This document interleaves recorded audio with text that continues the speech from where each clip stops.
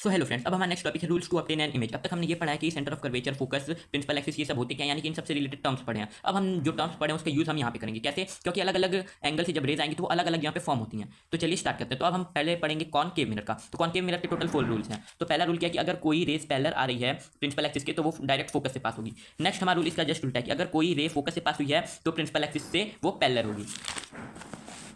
Third rule है कि अगर कोई रे सेंटर ऑफ कर्वेचर से पास होकर मिरर पे स्ट्राइक करती है तो वो रे अपने ही वापस उसी लाइन पे या उसी सेम पाथ पे रिफ्लेक्ट बैक हो जाती है। फोर्थ रूल ये कहता है कि अगर कोई रे डायरेक्ट पोल पे स्ट्राइक करती है तो उसी मीडियम में वापस चली जाएगी, लेकिन प्रिंसिपल एक्सिस एक नॉर्मल की तरह एक्ट करेगा और ये दोनों जो एंगल होंगे वो हमेशा इक्वल रहेंगे।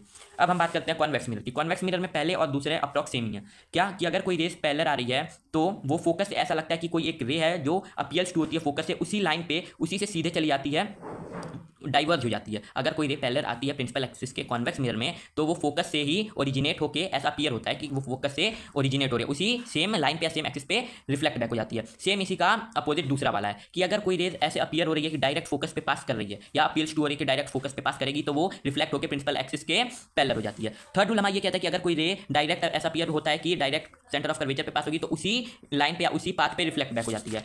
हमारा लास्ट रूल ये कहता है कि अगर कोई रे पास डायरेक्टली स्ट्राइक होती है पोल पे तो वो वापस उसी मीडियम में चली जाएगी और प्रिंसिपल एक्सिस एक नॉर्मल की तरह एक्ट करेगा। अब हम टाइप ऑफ रेस पढ़ेंगे। टाइप ऑफ रेस 3 टाइप के होते हैं। पैरेलल रे वो होती हैं जो एक दूसरे से पैरेलल, और डाइवर्जेंट रे वो होती हैं जो एक पॉइंट से निकल के अलग अलग डायरेक्शन में जाए, और कन्वर्जेंट मिरर वो होती हैं जो अलग अलग डायरेक्शन से होते हुए एक पॉइंट में। Thank you, that's for today.